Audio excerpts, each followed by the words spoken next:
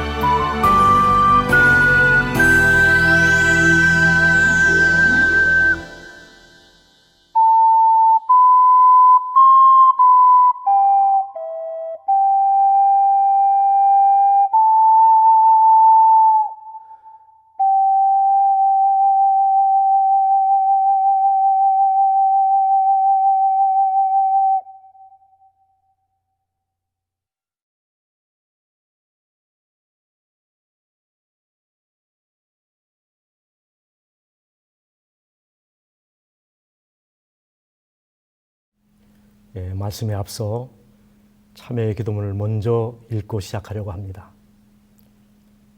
코로나 시대 참회 기도. 주님, 우리가 얼마나 주님을 멀리하고 살았으면 차라리 코로나와 식구가 되어 살라 하십니까? 주님, 우리가 얼마나 막말을 하고 살았으면 차라리 입을 틀어막고 마스크를 쓰고 살라 하십니까? 주님, 우리가 얼마나 서로 불목하고 살았으면 차라리 적당한 거리를 두고 떨어져 살라 하십니까?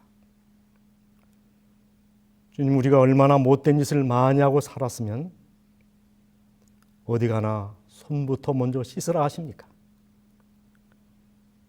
주님, 우리가 얼마나 서로 다투고 살았으면 차라리 얼굴도 보지 말고 비대면으로 예배하라 하십니까?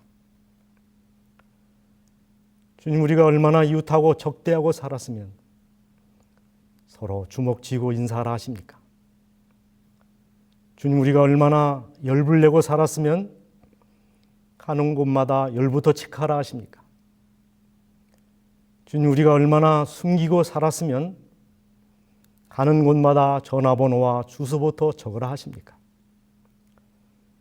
주님, 깊이 회개하오니 이제 그만 진노를 거두시고 마스크를 벗고 평상으로 돌아가게 하옵소서. 이 땅에 다시 평화를 주옵소서. 아멘.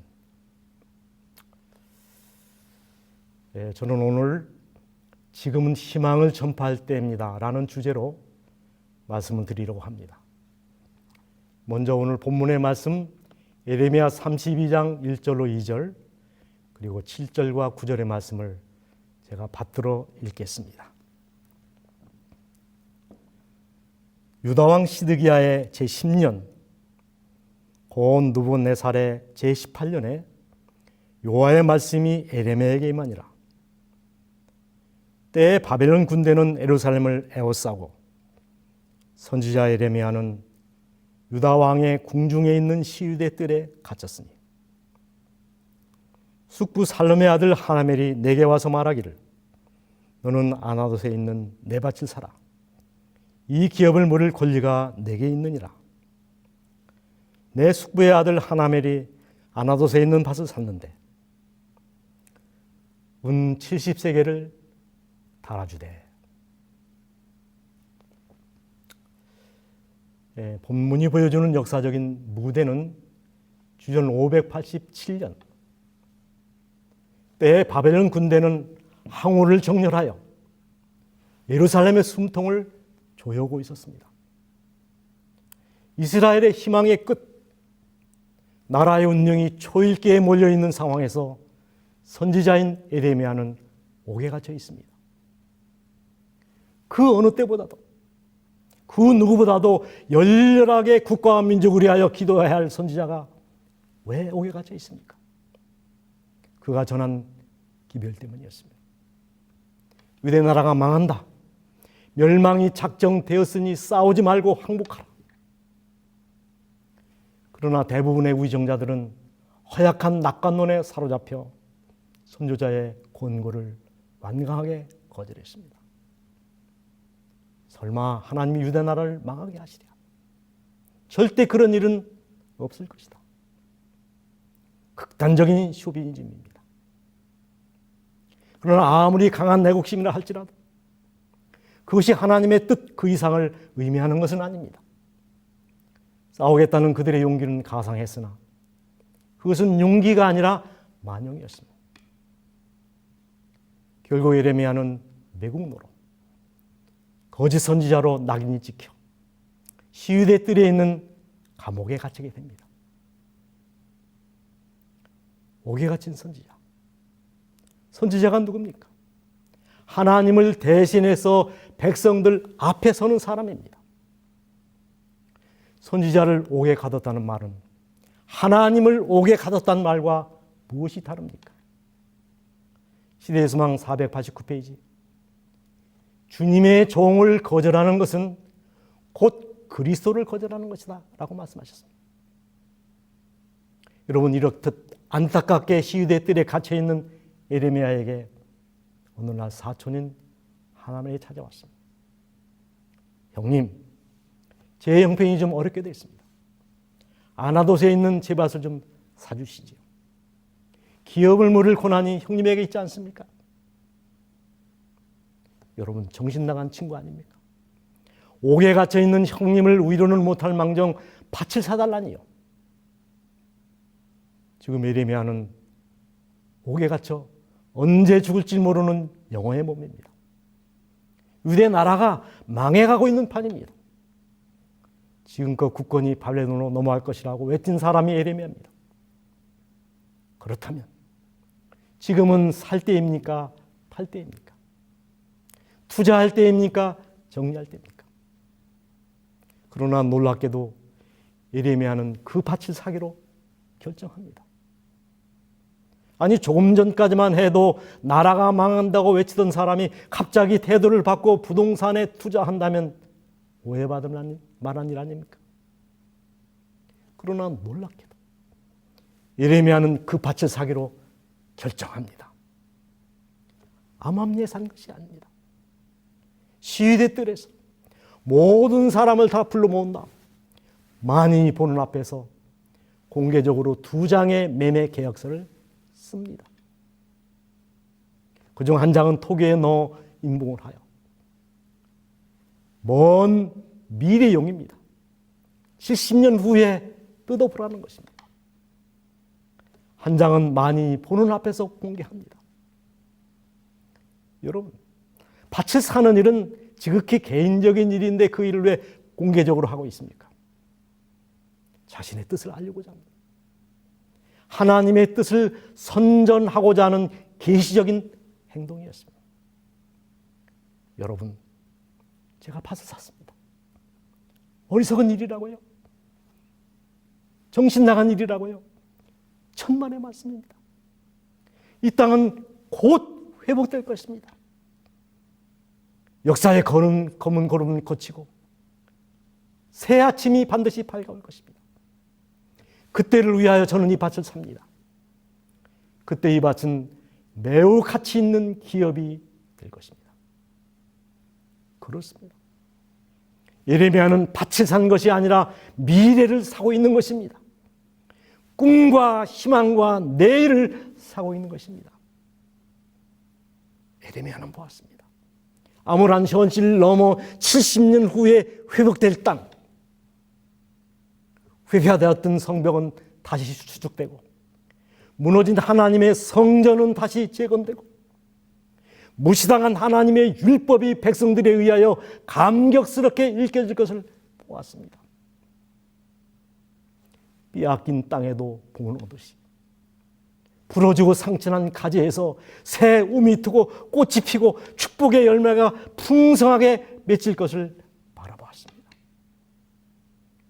패역한 백성 이스라엘이 하나님의 거룩한 성민이 되고 불순종했던 나라 이스라엘이 영광스러운 제사장 나라가 되고 구원의 물줄기가 온 세상에 흘러 넘치게 될 것을 바라보았습니다. 그래서 밭을 산 것입니다. 온갖 피난을 감수하고 그 밭을 사고 있는 것입니다. 여러분, 우리는 언필칭 예레미야를 눈물의 선지자라고 부릅니다. 나라의 운명을 애달파하며 진흙구덩이에서 가슴을 치면서 기도한 선지자였기 때문에 그렇습니다. 그러나 예레미야가 울고 싶어서 온 것이 아닙니다. 기가 막혀서 너무나 답답해서 멸망이 코앞인데 아직도 깨닫지 못하는 백성들의 무지몽ям 때문에 운 것입니다. 그렇다면 여러분, 우리가 살고 있는 지금은 어떤 시대입니까? 마지막 종이 울리고 하나님이 점 하나를 찍으시면 세상 역사는 그날로 끝입니다. 남은 데가 없습니다. 이토록 엄숙한 시대에 우리의 사명은 무엇일까요? 저는 에레미야의 기도 속에 그 답이 있다고 생각합니다. 에레미야가 진흙구덩이에서 하나님께 탄원하며 드렸던 그 기도입니다. 에레미야 42장 3절의 말씀입니다. 우리의 마땅히 갈 길과 할 일을 보이시기를 원하나이다. 마땅히 할 일과 갈 길. 저는 이것을 요약하면 세 가지라고 생각합니다. 첫째는 시대의 긴박성을 알리는 것입니다. 그리고 희망을 잃은 세상에게 희망을 제시하는 것입니다. 그리고 그 희망을 전파시키고 전염시키는 일입니다. 첫 번째, 시대의 긴박성을 알리는 사명입니다. 자, 여기 고무줄이 있다고 합시다. 사람들이 착각하는 것이 뭡니까? 늘어지고 늘면 늘어지고 늘어나고 늘어나고 늘어나다가 어느 한계점에 이르면 반드시 그것이 끊어진다는 사실을 모르고 있습니다. 여러분의 예레미야는 독신주의자가 아니었습니다. 그에게도 가정이 필요했고 결혼이 절실했습니다. 그럼에도 60이 다 되도록 독신으로 혼자 산 이유가 뭡니까? 그만큼 상황이 절박했기 때문입니다. 자신의 삶의 모습을 통하여 다가올 심판을 경고하기 위함이었습니다. 에스겔 33장 6절의 말씀이 우리를 부추기고 있습니다. 파수꾼이 칼이 임함을 보고도 나팔을 불지 아니하여 그 칼에 제함을 당하면 그 죄를 내가 파수꾼의 손에서 찾으리라. 여러분 7년 동안 예루살렘 시가를 오르내리며 화 있을진저 예루살렘이여 화 있을진저 예루살렘 거민들여 외쳤던 그 선지자처럼 끝을 알리는 사명을 충실히 감당하는 저와 여러분이 되기를 간절히 바랍니다. 이제 두 번째 우리의 사명입니다. 희망을 잃은 세상에 희망을 창조하고 희망을 제시하는 일입니다. 인도의 한 노인이 30년 후에나 수확할 수 있다는 맹고나무를 심고 있었습니다. 당연히 자신을 위한 맹고나무가 아니었죠. 마침 지나가던 임금님이 그 모습을 물끄러미 지켜보다가 감동이 되어 그 노인에게 상을 드립니다. 그뭐한 일.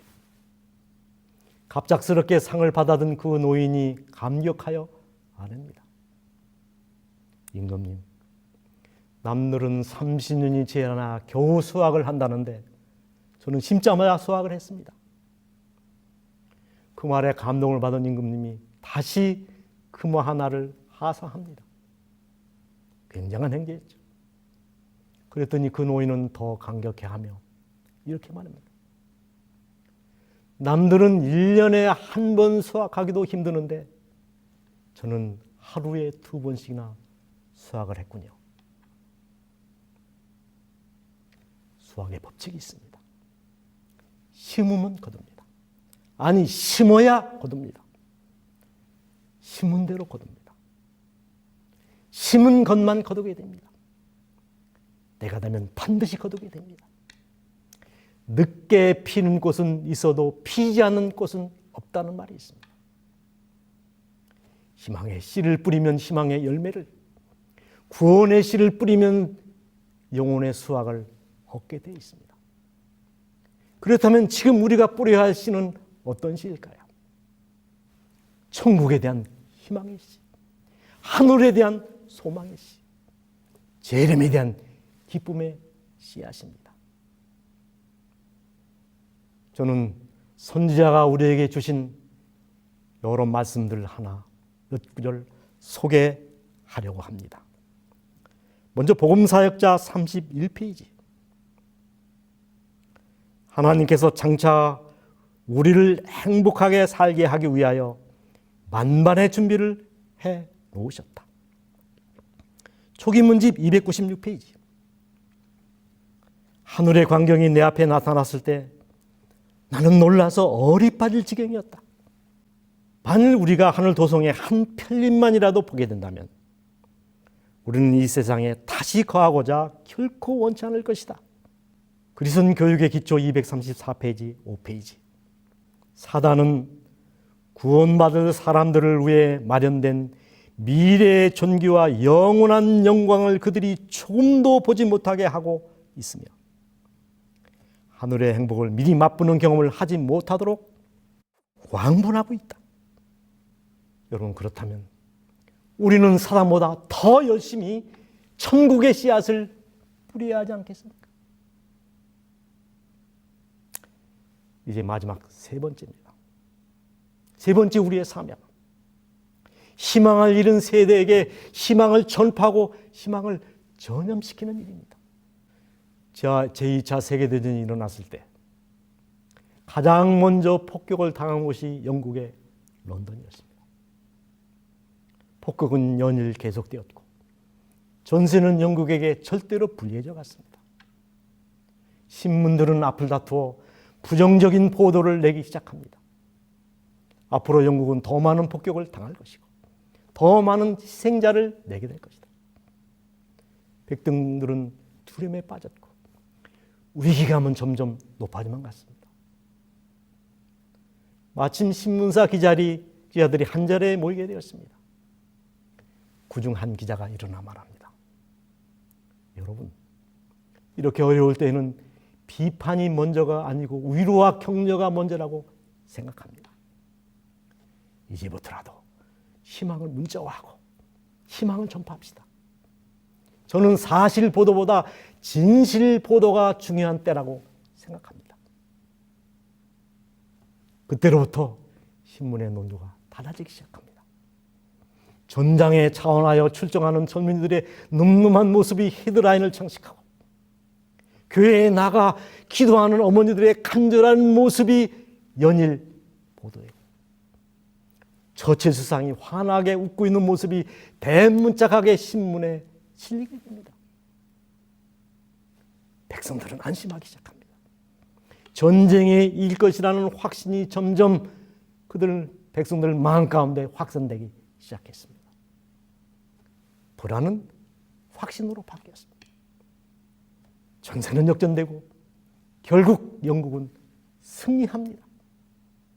그렇습니다. 군대의 힘보다 더 강한 것이 희망의 힘입니다.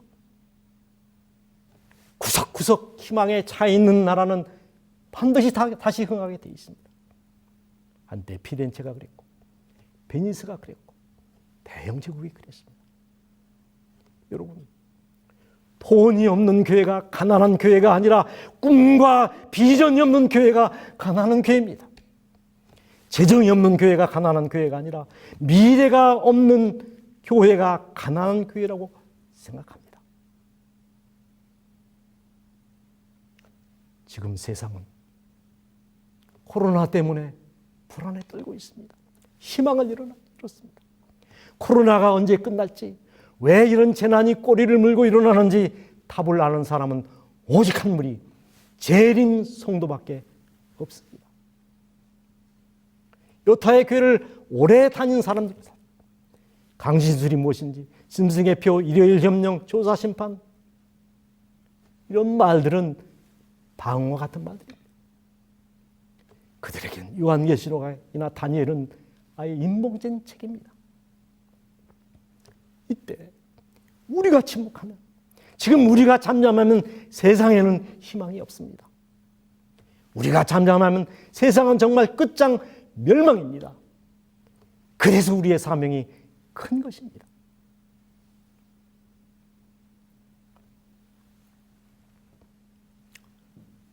일찍이 김구 선생님은 말년에 한 이런 감동적인 연설을 한 적이 있으십니다. 네 소원이 무엇이냐? 하나님이 물으신다면, 하나님, 나의 소원은 우리나라 대안의 독립입니다 라고 대답할 것입니다. 그 다음 소원이 무엇이냐? 하나님이 물으신다면, 하나님, 저의 소원은 우리나라 대안의 완전한 독립입니다 라고 대답할 것입니다. 그 다음 소원이 무엇이냐? 하나님이 물으신다면, 나는 더 크게 소리를 높여서, 하나님, 나의 소원은 우리나라 대한민국의 완전하고 영원한 독립입니다 라고 대답할 것입니다. 사랑하는 동포 여러분, 나 김구의 소원은 이거 하나밖에 없습니다. 나는 과거 70평생을 이 한 가지 목적으로 하여 살아왔고, 하나님이 저에게 은혜를 주셔서 조금 더 살 수만 있다면 앞으로도 이 한 가지 목적으로 하여 살 것이요. 정말 우국지사다운 마음의 소원이라고 생각합니다. 그렇다면 재림 성도로서 여러분과 저의 소원이 무엇입니까? 주께서 맡겨준 사명을 어서 속히 마친다. 그런 강가에서 주님과 함께 영원히 사는 것이 아니고 무엇이겠습니까?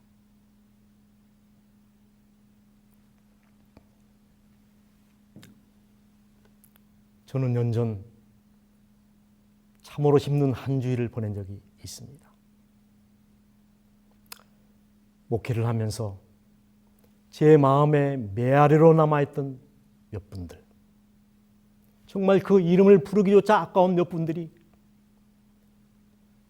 며칠 사이에 총총히 세상을 떠났기 때문입니다. 그 중에 한 분이 우리 홍광희 목사님 사모님 되시는 황치신 사모님입니다. 저는 연수원 초창기 한 5년 동안 우리 목사님 네 분과 함께 사역을 하면서 그 두 분이 얼마나 헌신적으로 그리고 예수님의 모습을 닮은 모습으로 살아가는지를 똑똑히 봤습니다. 정말 선지자급 사모님입니다. 근데 어느 날 졸지에 세상을 떠나십니다. 그리고 저 경기도 이천 원두리교회 정계화 집사님이 계십니다. 우리 소중한 앞에 김들 목사님의 어머님 되시지요. 현대판 돌아갑니다. 화이분과 같은 분이십니다. 그리고 저 전라도 암태 함정숙 집사님. 태어날 때부터 장애를 가지고 태어나셨지만 어쩌면 그렇게 평생을 긍정적이고 맑고 밝은 신앙을 할 수 있을까? 정말 머리가 철로 숙여지는 집사님이셨습니다. 제가 그 집사님 손을 잡고 에덴 요양병원에 입원해 계실 때 이렇게 기도했습니다. 주님, 내가 살 10년을 이 집사님에게 주시고 내가 먼저 10년 일찍 갈 터이니 이 집사님을 살려주십시오. 그 집사님이 가시더라고요. 그리고 우리 권춘희 목사님, 정말 성실하고 충성스러운 여목사님이셨습니다. 그리고 그와 간에 퇴계연교회 김용진 집사님, 누구보다도 젠틀하고 가정적이고 따뜻한 남편이 아버지였던 이 집사님이 운동을 하다가 쓰러진 다음에 운명을 달리했습니다. 이런 신앙의 우인들이 우리 곁을 떠난다는 것은 교회의 손실이고 우리 모두의 슬픔인데 왜 하나님께서는 서둘러 그들을 데려가셨을까? 정말 많은 생각을 갖게 한 한 주일이었습니다. 저는 여러분에게 묻습니다. 어제 죽은 사람 중에서 나보다 더 훌륭한 분들이 있었습니까? 틀림없이 있었습니다.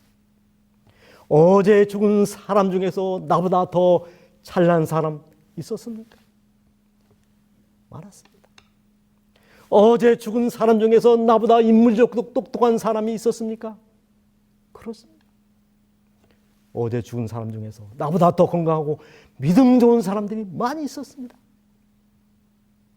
여러분, 그들은 다 갔는데 그들은 다 나는 죽지 않고 멀쩡하게 왜 살아있냐 하는 것입니다. 그것은 나를 통해서 무언가 하실 일이 있기 때문이 아닐까요? 다른 사람은 결코 할 수 없고 나만이 할 수 있는 그 일. 저는 그것이 하나님께서 나에게 맡겨주신 사명이라고 생각합니다. 그렇습니다. 죽은 에레미야가 부활하여 진흙구덩이에서 나를 대신하여 울어주지 못합니다. 사도 바울이 부활하여 우리를 대신해서 세천사의 기별을 전해주지 못합니다. 모세가 하늘에서 다시 내려와서 우리를 가나안 땅으로 인도해주지 못합니다. 이제는 정말 우리 차례입니다. 하나님께서는 내가 여러분이 헌신하기를 원하십니다. 우리가 십자가를 질 차례입니다. 하나님의 피 맺힌 소원을 풀어드릴 마지막 주자들은 에레미야가 아니라 모세가 아니라 바울이 아니라 바로 여러분과 저, 여러분과 저라는 사실입니다. 여러분, 세상에 학벌 좋고 문벌 좋고 가치 온 사람들이 그렇게 많은데 나처럼 부족하고 연약한 사람을 부르신 목적이 무엇일까요? 역사의 마지막 장, 마지막 페이지에 마지막 마침표를 찍기 위하여 여러분과 저를 부르셨다는 사실을 믿으십니까? 그렇다면 우리 주님께 우리 삶을 들여 헌신하고 충성을 다하십시다. 하나님의 은혜가 여러분과 저의 일생에 함께 하시기를 간절히 바라면서 오늘 말씀을 줄이겠습니다.